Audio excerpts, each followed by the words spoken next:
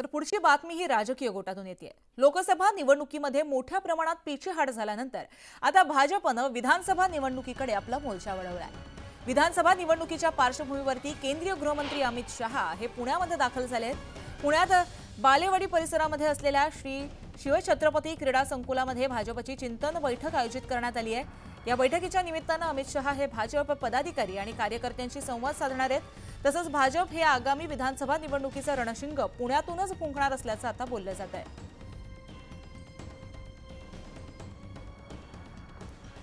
तर याबाबत आपण अपडेट जाणून घेऊ आमचे प्रतिनिधी चंद्रकांत यांच्याकडून। चंद्रकांत, भाजप हे विधानसभेचं रणशिंग आहे ते पुण्यातूनच फुंकणार असं काहीसं वातावरण निर्माण झालंय, कारण बैठकांचं सत्र सुरू झालंय, काय सांगाल? काहीचं वातावरण आहे, ऑलरेडी तयारी तशीच आहे। कारण पुण्यातल्या बालेवाडी स्टेडियम आपल्याला माहिती आहे, क्रीडा संकुल, तिथं भाजपचं महाअधिवेशन भरतंय प्रदेशचं। तब्बल 5000 पदाधिकारी भाजपचे, म्हणजे आजी माजी आमदार खासदार मंत्री सगळे आणि इतर पदाधिकारी प्रदेशचे, म्हणजे संघटनात्मक, हे सगळे आज त्यांचं अधिवेशन सुरू होतं। 11 वाजता बरोबर त्याचं उद्घाटन होईल। नितीन गडकरी केंद्रीय मंत्री आहेत, त्यांच्या हस्ते त्याचं उद्घाटन होईल। त्यानंतर दुपारच्या सत्रात फडणवीसजी बोलतील, नंतर मग अमित शहा समारोप करतील 3 वाजता। तत्पूर्वी अमित शहा आता आपण जिथं थांबलेले आहेत रात्री मुक्कामी, ह्याच हॉटेल JW मॅरिट समोर अमित भाई आणि इतर मंत्री, अगदी देवेंद्र फडणवीस इथंच आहेत, अजून बावनकुळे इथंच आहेत।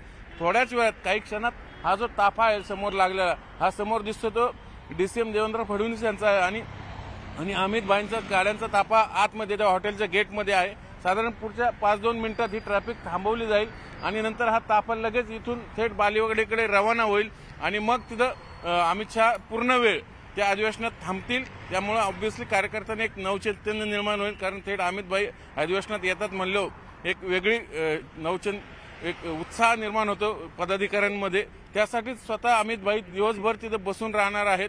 त्याचीच ही तयारी आता कॅनवाची बघा हालचाल सुरू झालेली आहे पोलिसांच्या मुवमेंटची। सगळं ट्रॅफिक काही क्षणात तिथं बंद केलं जाईल आणि मग हा कॅनवाय अख्खा इथून याच हॉटेलमधून बाहेर पडून जाईल। त्यांच्यासोबत देवेंद्र फडणवीस असतील। अगोदर असं ठरलं होतं की फडणवीस अगोदर जातील, पण आता सगळे सोबतच निघतील असं दिसतंय। काही मंत्री जे आहेत इतर केंद्रातले छोटे मोठे ते मात्र निघले, भूपेंद्र यादव गेलेत, Piyush Goyal on the way आहेत, म्हणजे सगळे, कारण सगळ्या गाड्या पूर्ण ट्रॅफिक जाम होऊ शकतं म्हणून काही मंत्री अगोदर पुढे निघलेत आणि अमित भाई आणि देवेंद्र फडणवीस यांचा ताफा हा काही क्षणात इथून मार्गस्थ होईल। गार्गी, त्याचबरोबर चंद्रकांत, जे सभास्थळ आहे त्या बैठक स्थळाची सध्या काय तिकडे तयारी सुरू आहे आणि त्याचबरोबर या चिंतन बैठकीमध्ये महत्त्वाचे कोणकोणते मुद्दे अधोरेखित केले जातील? तिकडे ऑलरेडी रजिस्ट्रेशन सुरू झालेलं आहे सकाळी 10 वाजता, ज्याला आपण नाव नोंदणी म्हणतो। सगळे डेलिगेट्स येतात पाहुणे आणि त्यानंतर नाश्ता आणि मग 11 वाजता शार्प तिथं केंद्रीय मंत्री नितीनजी गडकरी डायरेक्ट तिथे येणार आहेत आणि बाकीचे मंत्री इकडून जाणार आहेत। उद्घाटन त्यांच्या हस्ते होईल। मग उद्घाटन सेशन सुरू झालं का सुरुवातीला भाषण, नंतर मत घेणं, नंतर दुपारच्या सत्रात ठराव पास केला जाईल। ठराव मेन हाच आहे की लोकसभेत जे नॅरेटिव्ह सेट केले गेले विरोधकांकडनं त्याच्या विरोधातले ठराव असतील आणि पुढे कसं जायचं, कारण महायुती म्हणून विधानसभा लढायच्यात हे भाजप नेतृत्वाने आधीच ठरवून टाकलेलं आहे। त्याची तयारी, मग शिंदेंना किती जागा, अजितदादा गटाला किती जागा आणि आपण किती जागा, नक्कीच अपडेट घेत राहणार आहोत। तत्पूर्वी आमचे प्रतिनिधी राहुल झोरी यांनी चित्रा वाघ यांच्याशी बातचीत केली आहे, पाहूयात। प्रदेशाध्यक्ष चित्रा वाघ आपल्या सोबत आहेत। लोकसभेच्या पराभवानंतर आज पहिला महामेळावा, काय नेमकं या सगळ्यातनं मार्गदर्शन? लोकसभेचा पराभव मी म्हणणार नाही, कारण ज्या पद्धतीने खोटं नरेटिव्ह पसरून लोकांना फसवून महाराष्ट्रातल्या जनतेची दिशाभूल करून, देशातल्या जनतेची दिशाभूल करून एक पाऊल पुढे सरकलेलं महाविकास आघाडी, तरी आमच्यामध्ये महायुती आणि महाविकास आघाडी यामध्ये 2 लाखाहून जास्त फरक नाहीये। आजही तुम्ही पाहिलं असेल तर महाराष्ट्राचा कौल हा महायुतीच्या बाजूनी आहे। आज आमचं केंद्रीय नेतृत्व, राज्यातलं नेतृत्व आम्हा सगळ्या कार्यकर्त्यांना त्या ठिकाणी मार्गदर्शन करणार आहे। जवळपास संपूर्ण राज्यातून 5000 कार्यकर्ते पदाधिकारी आजच्या या अधिवेशनाला उपस्थित राहत आहेत आणि निश्चितपणे मला विश्वास आहे की एक नवीन ऊर्जा घेऊन आम्ही या ठिकाणून बाहेर पडणार आहोत। महायुतीचा विजय नाही तर महायुतीच्या महाविजयासाठी संकल्प करून प्रत्येक भारतीय जनता पार्टीचा कार्यकर्ता हा आज या बालेवाडीतून बाहेर पडेल याचा विश्वास आहे। फेक नरेटिव्हचा उल्लेख केला, आम्ही आज पाहिलं की खूप मोठं बॅनर लागलंय, संविधान म्हणजे संविधानाच्या पाया पडताना पंतप्रधान नरेंद्र मोदी दिसत आहेत. याचा एक मोठा फटका सहन करावा लागला होता संविधान बदलाचा. 400 पार गेल्यानंतर संविधान बदलेल. नाही, आता हा जो होता संविधान बदल हा विषयच मुळी नव्हता, परंतु कुठेतरी देशातल्या लोकांची दिशाभूल करायचं काम राहुल गांधी आणि त्यांचे चेले चपाटे महाविकास आघाडी इंडिया आघाडी यांनी त्या ठिकाणी केलं. आदिवासी समाजाची आणि त्या ठिकाणी आमच्या दलित बांधवांची त्या ठिकाणी दिशाभूल करायचं काम केलं, परंतु एकदा फसवता येतं, नेहमी नाही. रमेश रावझोरी, न्यूज 18 लोकमत, पुणे. भाजपचे ज्येष्ठ नेते आणि मंत्री सुधीर मुनगंटीवार आपल्या सोबत आहेत. लोकसभेनंतरचं महाधिवेशन, खरं तर लोकसभेला काहीसं पिछाड झाली आणि आज नव्या स्फूर्तीनं दमानं एक अधिवेशन पार पडते. काय नेमकी अपेक्षा? गुरुपौर्णिमा आहे असं म्हणतात. गुरुपौर्णिमेच्या दिवशी गुरु आपल्या शिष्यांना जी जी दीक्षा देतो ती जगातली सर्वश्रेष्ठ असते.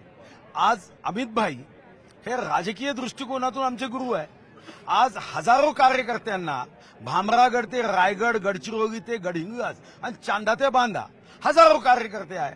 आज गुरुपौर्णिमेच्या दिवशी जी वैचारिक ऊर्जा आमचे गुरु अमित भाई देतील तेव्हा विश्वासाने सांगतो आजची दिलेली ही वैचारिक शिकवणूक म्हणजे अमृत.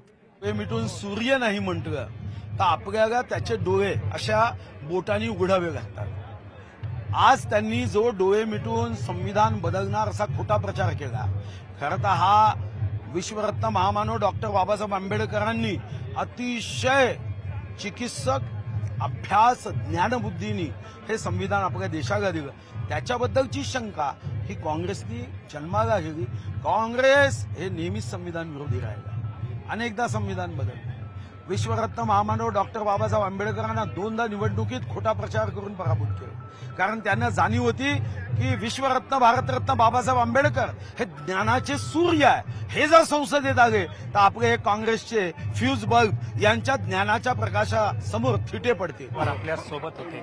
एकंदरीत बघितलं तर आज हा जो फेक नरेटिव्हचा पॅटर्न जो होता तो खोडण्यासाठी आणि एक निवडणूक इतरांची, मात्र इथून पुढची संपूर्ण निवडणुका आमच्या असतील असा विश्वास देखील यावेळी सुधीर मुनगंटीवार यांनी व्यक्त केला.